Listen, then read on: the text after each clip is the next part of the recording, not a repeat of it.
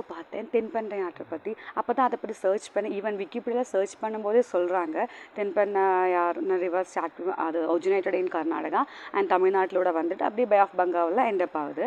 So அந்த தமிழ்நாட்டுக்கு வர அந்த ஏரியா சிச்சுவேட்டட் இன் கிருஷ்ணகிரி அந்த சைடில் அவ்வளோ வேஸ்ட்டு, ரொம்ப ரொம்ப வேஸ்ட்டு தண்ணி. 5 ரேங்கில் ஃபிஃப்த்து ரேங்கில் இருக்காங்க அந்த தண்ணியோட பியூரிட்டின்னு சொல்கிறது. பியூரிட்டி இல்லைங்க, ரொம்ப கெட்டு போன தண்ணி. ஃபர்ஸ்ட் ரேங்கில் இல்லை. ஈவன் குடிக்க முடியாது, குளிக்க கூட முடியாது. மற்ற அங்கே வாட்டர் ரிசோர்ஸஸில் இருக்கிற அனிமல்ஸ் அதுக்கு எதுக்குமே யூஸ் பண்ணாத கூட அவ்வளோ வேஸ்டான தண்ணி தான் போயிட்டுருக்கு. பார்க்க நல்லா அழகாக விழுன்னு இருக்கும், ஆனால் அவ்வளோ கெட்டு போன தண்ணி.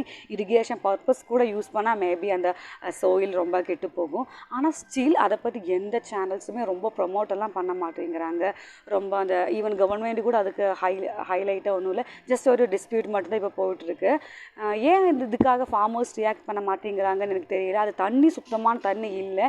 ஈவன் தண்ணி நல்லா இருந்தால் மட்டும்தான் நம்மளால் ஹெல்த்தை நல்லா பார்த்துக்க முடியும், நம்ம ஃப்யூச்சர் நல்லா இருக்கும். ஆனால் நமக்கு ஃப்யூச்சருக்காக இருக்கிற தண்ணிக்காக நாம் ஏன் யாரும் பேச மாட்டேங்கிறோம்? ஏன் தமிழ் பீப்புள்ஸ் இதை பற்றி யாரும் ரியாக்ட் பண்ண மாட்டேங்கிறாங்கன்னு சுத்தமாக தெரியல. நிறைய பொலிட்டிக்கலுக்காக பேசிகிட்டு இருக்காங்க, அதுக்காக இதுக்குன்னு சொல்லி தேவையில்லாத நிறையா பிரச்சனை போயிட்டுருக்கு.